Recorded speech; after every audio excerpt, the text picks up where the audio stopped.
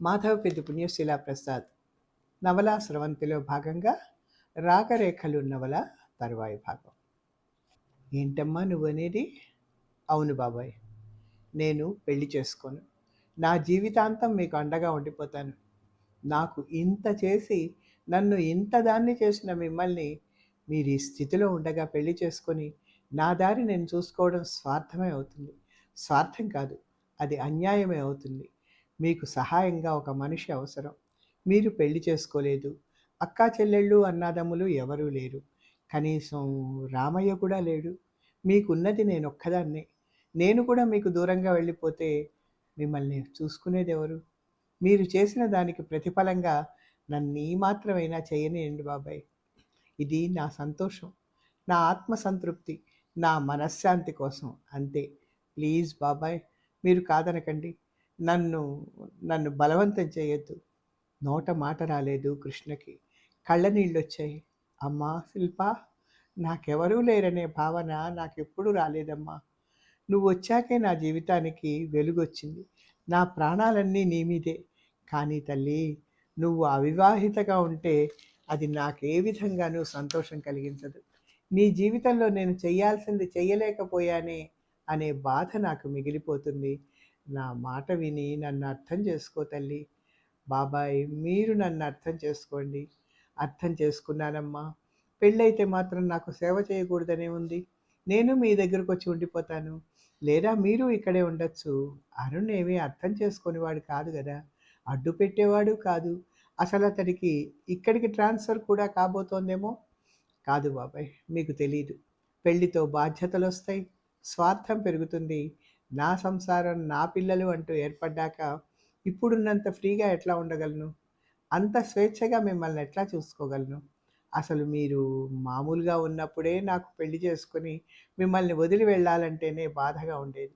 అది ఇప్పుడు మీరు ఈ స్థితిలో ఉండడం తెలిసి నేను చేయగలిగింది ఏదన్నా ఉంటే అది అది ఇదొక్కటే బాబాయ్. నువ్వేం బాధపడకమ్మా. నీకు నీ సంసారం అంటూ ఏర్పడ్డాక కూడా నేను నాకు నీ సేవలు అడిగి మరీ చేయించుకుంటానుగా. సరేనా? నీ పిల్లల్లో ఒక పిల్లవాడిగా నన్ను చూసుకుందువు గాని. క్షమించండి బాబాయ్. ఈ విషయంలో మాత్రం నన్ను బలవంత పెట్టకండి. ఎన్నాళ్ళ నుంచో ఆలోచించుకొని చేసుకున్న నిర్ణయం ఇది. చూడమ్మా, ఇంత దూరం వచ్చాక మనం కాదంటే అరుణ్ ఎంత బాధపడతాడో ఆలోచించావా? బాధపడడం కాదు, పిచ్చివాడవుతాడేమో కూడా. నాకంటే అరుణ్ విషయం నీకే ఎక్కువ తెలుసు. నిన్నెంతగా ఇష్టపడి చేసుకుంటున్నాడో నువ్వెరగంది కాదుగా. తొందరపడి ఇట్లాంటి నిర్ణయాలు తీసుకోకూడదమ్మా. ఇది నీ ఒక్కదాని జీవితమే కాదు, ఇప్పుడు అరుణ్ జీవితంతోనూ ముడిపడి ఉంది. ఈ నిర్ణయం అతని మీద ఎంత దెబ్బతీస్తుందో నువ్వు ఊహించను కూడా లేవు. చిన్నపిల్లవి, నీకు తెలీదు. అరుణ్‌కి నేను నచ్చచెప్తాను బాబాయ్.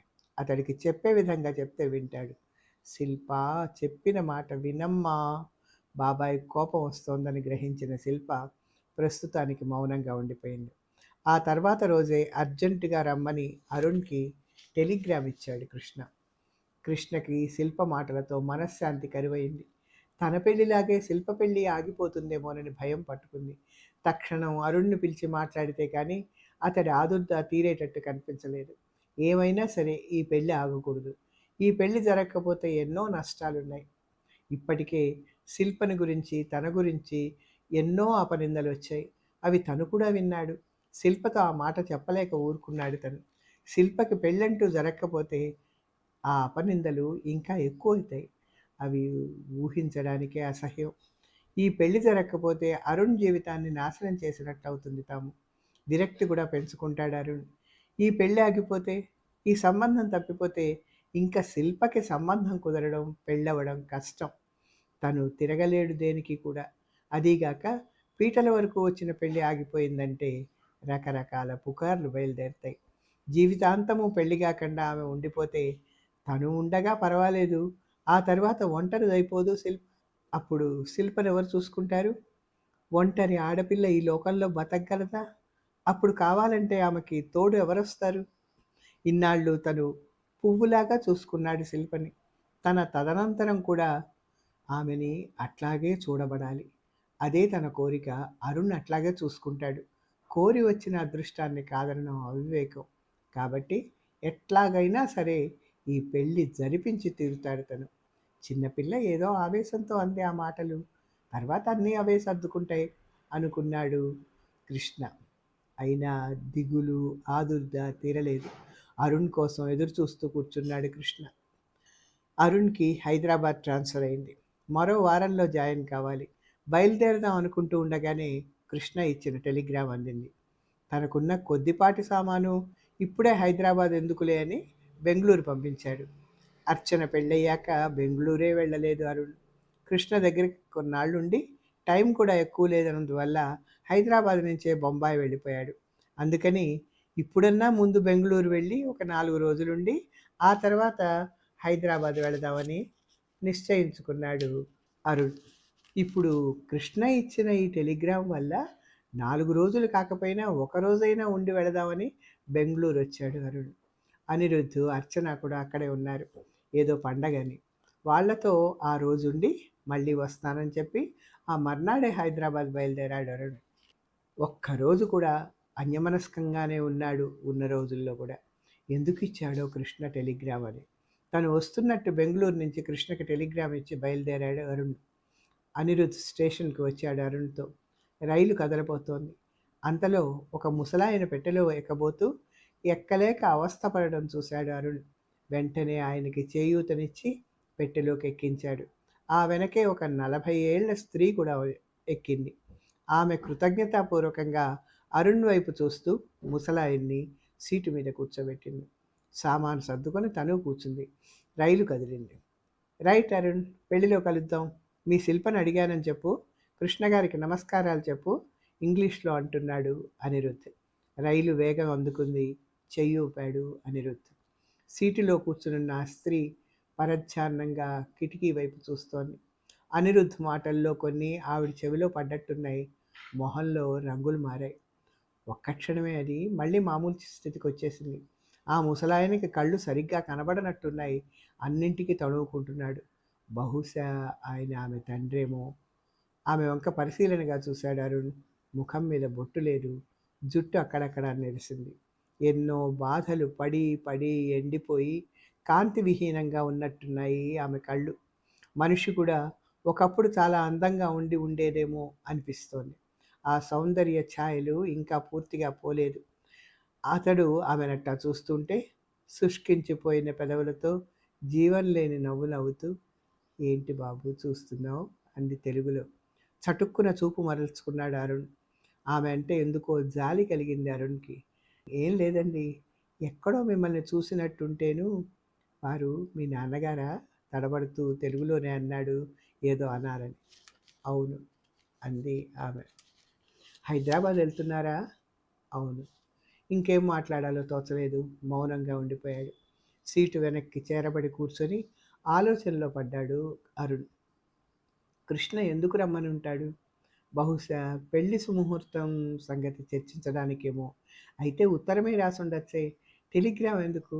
శిల్పతో తన కలయిక ఎప్పుడెప్పుడా అనిపిస్తోంది. అనిపిస్తున్న కొద్దీ అది దూరం అవుతున్నట్టుంది.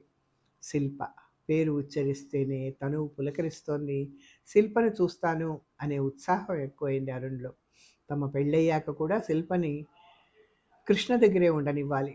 తమ దగ్గరే ఉంచుకోవడమో లేక తామే అతడి దగ్గర ఉండడమో చెయ్యాలి. నిజంగా కృష్ణ శిల్ప కోసం తన జీవితాన్నే ధారపోశాడు. అటువంటి మహనీయుడికి సేవ చేయడం కంటే ఇంకేం కావాలి? ఇట్లా సాగుతున్నాయి అతడి ఆలోచనలు. అంతలో ఏదో స్టేషన్లో రైలు ఆగింది. ఆమె చేతిలో మరచెంబుతో హడావిడిగా రైలు దిగుతోంది. అరుణ్ అది చూసి తను ఆమె చేతిలోని చెంబు అందుకుంటూ, అమ్మా, మీరు నాన్నగారి దగ్గర ఉండండి, నేను తీసుకొస్తాను మంచినీళ్ళు.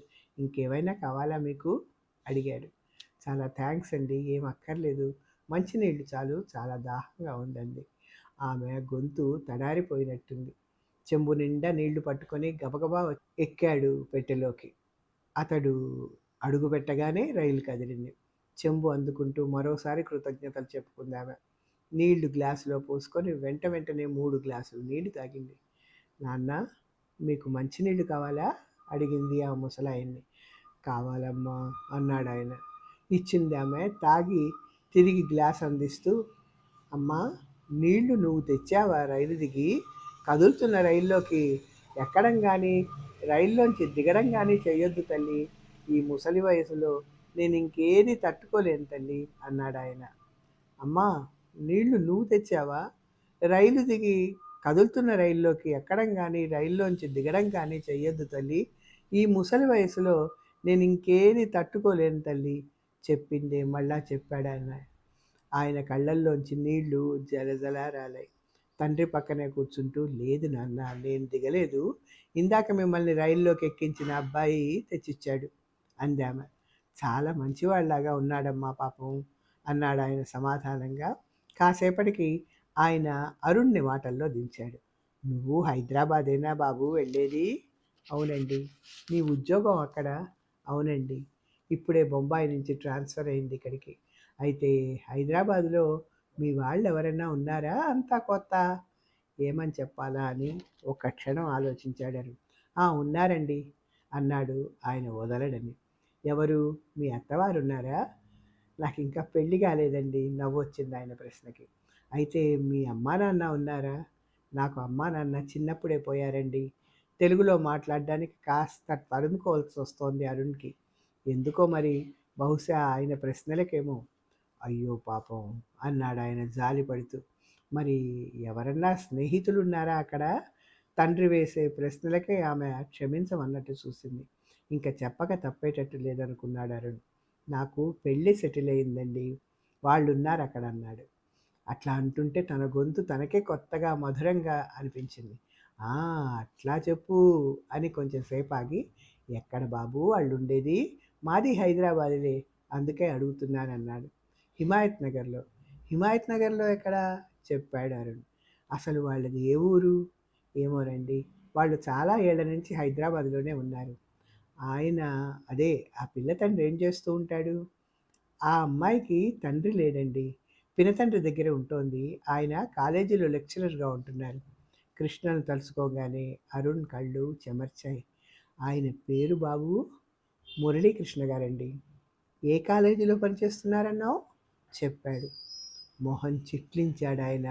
కనుబొమ్మలు ముడుచుకున్నాయి. సాలోచనగా చూశాడు. ఆయన పెళ్లి చేసుకోలేదు కదూ మీ మురళీకృష్ణ? ఆగి ఆగి అన్నాడు. అవునండి. మీకు ఆయన తెలుసా? అరుణ్ మాటలు వినిపించుకోకుండా, ఆ పిల్ల ఆయనకు దొరికిన పిల్ల కదూ నిశితంగా చూస్తూ అడిగాడు ఆయన. అవును, కృష్ణ గారు మీకు తెలుసా? ఆయన ముఖంలో విషాద ఛాయలు అలుముకున్నాయి, ఏదో విషం మింగినట్టుగా. ఆయన కూతురి మొహం కళావిహీనమైపోయింది. 5-10 నిమిషాలు ఏమీ మాట్లాడలేకపోయారు. తర్వాత నెమ్మదిగా అన్నాడు. తెలియడం ఏంటి బాబు, అతడు మేము జార విడుచుకున్న రత్నం. తనలో తను అనుకున్నట్టుగా అన్న ఈ మాటలు వింటుంటే అరుణ్కి ఆశ్చర్యంగా ఉంది. అయితే ఆ పిల్లకి పెళ్లి కూడా చేస్తున్నాడన్నమాట కృష్ణ. ఎంత ధన్యుడు అన్నాడు మళ్ళీ.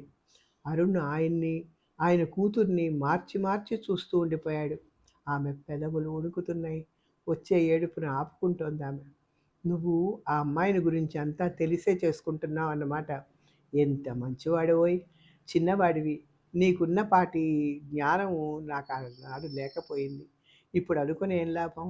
నాన్న వారింపుగా అందామె. పెద్దగా మాట్లాడడానికి వీలు లేకుండా ఆమె గొంతు జీరపోయింది. కన్నీళ్లు బుగ్గలపై జారాయి. ఏం ప్రశ్నించలేదు అరుణ్. చూస్తూ ఉండిపోయాడు మౌనంగా. చెప్పని అమ్మా, ఇన్నాళ్ళ నుంచి నా గుండెల్లో మండుతున్న ఈ బడబానలాన్ని చల్లార్చుకొని చేతులు ఎప్పుడో కాలిపోయాయి. ఆకుల్ని ఇప్పుడన్నా పట్టుకొని దానివల్ల ప్రయోజనం లేదు, కానీ కాస్త గుండె బరువన్నా తీర్చుకుందాం తల్లి. జీవితం అంతా గడిచిపోయాక చివరి రోజుల్లో మనం వెనక్కి తిరిగి చూసుకుంటే మనకు మిగిలేది, మనం ఎప్పుడన్నా చేసిన మంచి పని అంటూ ఉంటే అదొక్కటే మనశ్శాంతినిస్తుంది మనకి. మనం ఏం చేసాం? మనం మంచి పని చేయకపోగా ఆ మంచి పని చేస్తున్న వాడికి కనీసం చేయూతనన్నా ఇవ్వలేకపోయాం. అది మనం దురదృష్టం, కేవలం దురదృష్టమే. దాని ఫలితంగా మనం ఏమనుభవించాం? దుఃఖమేగా. ఈ చివరి దశలో నాకు నీ గురించి చింత మాత్రమే మిగిలింది. నా తరువాత నీ సంగతి ఏమిటన్నా అశాంతి మాత్రమే మిగిలింది, అంతే. ఆయన కారే కన్నింటిని కూడా తుడుచుకోలేదు. 2 చేతులతోనూ మొహం దాచుకొని కూర్చుందామె. వాళ్ళిద్దరినీ అట్లా చూస్తుంటే ఏదో ఆలోచన అనుమానం వచ్చాయి అరుణ్కి. చాలాసేపు అట్లా గడిచింది. మమ్మల్ని చూస్తుంటే నీకు ఆశ్చర్యంగా ఉంది కదూ, నవ్వాడు ఆయన చిత్రంగా. కృష్ణ నీకు చెప్పాడో లేదో కానీ అతడికి ఆ పిల్ల దొరక్కముందు పెళ్లి నిశ్చయమైంది. ముహూర్తాలు కూడా పెట్టుకున్నారు. కృష్ణ గారు చెప్పారండి, అన్నీ చెప్పారన్నాడు అరుణ్. నిశ్చయమై తప్పిపోయిన సంబంధం మాదేనాయన. ఇదిగో ఆ అమ్మాయి, ఈ అమ్మాయే చిత్ర. తన అనుమానం నిజమైందనుకున్నాడు అరుణ్. అట్లాగా అన్నాడు పైకి. ఎందుకు తప్పిపోయిందో కూడా నీకు తెలిసే ఉంటుంది కదా. ఇదిగో మా చిత్రే పంతాలకు పోయి లేనిపోని ఊహించుకొని మూర్ఖంగా కాదంది. బంగారం లాంటి సంబంధం చేజారిపోయింది. ఆ అజ్ఞానంలో మేము తెలుసుకోలేకపోయాం. నేను కూడా దానికే వంతపాడాను. దాని మాట కాదనలేకపోయాను. తత్ఫలితంగా దేవుడు లాంటి కృష్ణని దూరం చేసుకున్నాం. ఎంతో సహాయం చేసిన అతడి మేలుని మర్చిపోయాం. అతడి మనసుని బాధ పెట్టాం. అతడు మా కారణంగా బ్రహ్మచారిగా ఉండిపోయాడు. చిత్రను విపరీతంగా ప్రేమించాడు అతను. అందుకే వేరే స్త్రీని పెళ్లాడలేకపోయాడు. అతడి పచ్చని జీవితాన్ని మేమే మూడులాగా చేశాం. కాస్త ఇంగిత జ్ఞానం ఉండుంటే, కాస్తైనా ఆలోచించగలిగి ఉంటే మా జీవితాలే వేరుగా ఉండేవేమో. మన కడుపున పెట్టిన బిడ్డను ప్రేమించినట్టు పరాయి బిడ్డను ఎందుకు ప్రేమించకూడదు? ఈ ఒక్క ఆలోచన ఉండి ఉంటే ఎంత హాయిగా ఉండేవాళ్ళం. కృష్ణ లాంటి వాళ్ళు నూటికో కోటికో ఒకళ్ళు ఉంటారు. అట్లాంటి ఉత్తముడికి జీవిత సహచరిగా ఉండి ఉంటే మా చిత్ర జీవితమే ధన్యమయ్యేది. నిజమండి, కృష్ణ గారు ఎంతో ఉన్నతులు అన్నాడు అరుణ్. దానికి ఆ యోగ్యత లేకపోయింది నాయన. పంతానికి పోయి వేరే సంబంధం చేసుకుంది. ముకుందరావుకి అనుమానం, జబ్బు. పెళ్ళయినది మొదలు చిత్రని పీడించుకు తిన్నాడు. కృష్ణతో నీకు సంబంధం ఉందన్నాడట. మీరు సినిమాలకు తిరిగారటగా, షికార్లకు వెళ్ళారటగా. నువ్వు పవిత్రురాలివని ఎటా నమ్మమంటావు అనేవాడుట. నువ్వు నాకు అక్కర్లేదు పో, ఆ కృష్ణ దగ్గరికే పో అని రకరకాలుగా బాధించాట. శారీరకంగాను హింసించాట, కొట్టేవాట, మాటలతో చిత్రవధ చేసేవాట. ఎప్పుడైనా చిత్ర హైదరాబాద్ వచ్చినా కృష్ణ కోసమే వచ్చిందని అనేవాట. అందుకని హైదరాబాదు రావడమేమో అనుకుంది. అన్నీ సహిస్తూ అక్కడే ఉండిపోయింది. సంసార సుఖం అంటూ ఎరగనే ఎరగదు. చాకిరీతో, తిట్లతో, దెబ్బలతో గడిచిపోయేవి రోజులు. పిల్లలున్నా దాని జీవితం బాగుండేదేమో, కానీ ఆ రాత కూడా లేకపోయింది దాని బతుక్కి. కష్టాలు, కన్నీళ్ళే. కరడు గట్టిపోయింది. ఒక్కొక్కసారి ఎదురు తిరిగేది, దెబ్బలు తినేది. వెళ్ళిపోమ్మని తరిమినా నా దగ్గరికి వచ్చేది కాదు. తనే కుమిలిపోయేది. ఇంకో విషాదకరమైన సంగతి చెప్పనా? మా అమ్మాయికి తనతో ఏ విషయంలోనైనా ఎవరితోనైనా ఎవరైనా పోటీకి వస్తే గిట్టదు. మొదటి నుంచి అదంతే. తనతో పోటీకి తమ్ముడో చెల్లెలో వస్తున్నారని తెలిసి అశాంతి పాలై మాకు దూరంగా వాళ్ళ తాతగారి దగ్గరికి వెళ్ళిపోయింది. ఆ తర్వాత కృష్ణ ఆ పాపని, అదే నువ్వు చేసుకోబోయే పిల్లని ఇంట్లో ఉంచుకొని తన ప్రేమని పంచిస్తాడని, అతడి ప్రేమకి తనతో పోటీకి ఆ పిల్ల వస్తుందని, అది ఏ రకంగానైనా సరే అందుకే అందుకే కృష్ణని పెళ్లి చేసుకోలేదు. కృష్ణకు దూరం అయింది. చివరికి ఏమైందో తెలుసా? ఆమె భర్త అసలు ప్రేమనే ఇవ్వలేదు చిత్రకి. భార్యగా స్థానం కూడా ఇవ్వలేదు. పైగా నీ వల్ల నాకు సుఖమే లేదంటూ, నువ్వు గొడ్రాలు అంటూ తన మేనకోడల్ని తెచ్చి ఇంట్లో పెట్టుకొని ఆ తర్వాత కొన్నాళ్ళకి ఆ పిల్ల మెడలో పుస్తకట్టేసేసాట. చిత్రం ఏంటో తెలుసా? ఆ పోటీని, ఆ పరిస్థితిని, ఆ చిత్రహింసని మౌనంగా భరించింది చిత్ర. ఎక్కడికి పారిపోలేదు. అది జీవితం అంటే. విషాదంగా నవ్వాడు ఆయన. చిత్ర వెక్కి వెక్కి ఏడుస్తోంది. ఆ విధంగా జీవితంలో రాజీ పడి కాలం గడుపుతున్నా అట్లా కూడా గడపనివ్వలేదు దాన్ని విధి. మొన్ననే 3 నెలల కిందట మా అల్లుడు పోయాడు. ఇప్పుడు ఇంక అక్కడే ఉంటుంది. అందుకనే దీన్ని నాతో తీసుకుపోతున్నాను. నేను ఉన్నన్నాళ్ళు దానికి పర్వాలేదు. ఆ తర్వాత ఎట్లాగా అన్నది తీరని ప్రశ్న. ఆవేదనగా అన్నాడు ఆయన. అరుణ్కి ఏం మాట్లాడాలో, వాళ్ళని ఎట్లా ఓదార్చాలో తోచలేదు. మౌనంగానే ఉండిపోయాడు. కాచిగూడ స్టేషన్ సమీపిస్తోంది. తన సామాను సర్దుకొని దిగడానికి రెడీ అయ్యాడు అరుణ్. వాళ్ళకి సామాన్లు సర్దడంలో సహాయం చేశాడు. బెడ్డింగు అవి చుట్టి పెట్టాడు. అన్నట్టు బాబు, అడగడమే మర్చిపోయాను, మీ పెళ్ళెప్పుడు? హైదరాబాద్లోనేనా? మేము తప్పకుండా వచ్చి ఆ ఫంక్షన్లో పాల్గొంటాం. ఇంకా ముహూర్తం నిర్ణయించలేదండి. దానికోసం ఇప్పుడు నేను వెళ్తున్నాను. మీరు తప్పకుండా రావాలి మా పెళ్ళికి. కృష్ణ గారు కూడా చాలా సంతోషిస్తారు మిమ్మల్ని చూసి. అమ్మాయి పేరు బాబు శిల్ప సుందరి. ఎంత చక్కని పేరు. ఆ తర్వాత తటపటాయిస్తూ అన్నాడు అరుణ్. మీకు విషయం చెప్పలేదండి. ఏంటది? ఇద్దరూ కుతూహలంగా చూశారు. మొన్నీ మధ్యనే అంటే ఒక 6-7 నెలల కిందటే కృష్ణ గారికి యాక్సిడెంట్ జరిగింది. ఆ యాక్సిడెంట్‌లో ఒక కాలు, ఒక చెయ్యి పోయాయి. అంటే డాక్టర్లు తీసేశారు. చాలా పెద్ద ప్రమాదం తప్పింది. ఆ! నోరు తెరిచి ఉండిపోయాడాయన. కృష్ణ అంటూ కూలబడిపోయింది చిత్ర. దాని వలననే మొదట పెట్టుకున్న మా పెళ్లి ముహూర్తం వాయిదా వేయాల్సొచ్చింది అంటున్న అరుణ్ మాటలు ఇద్దరూ వినిపించుకోలేదు. స్టేషన్ వచ్చింది. రైలు ఆగింది. ఇక్కడికి ఆపుదాం.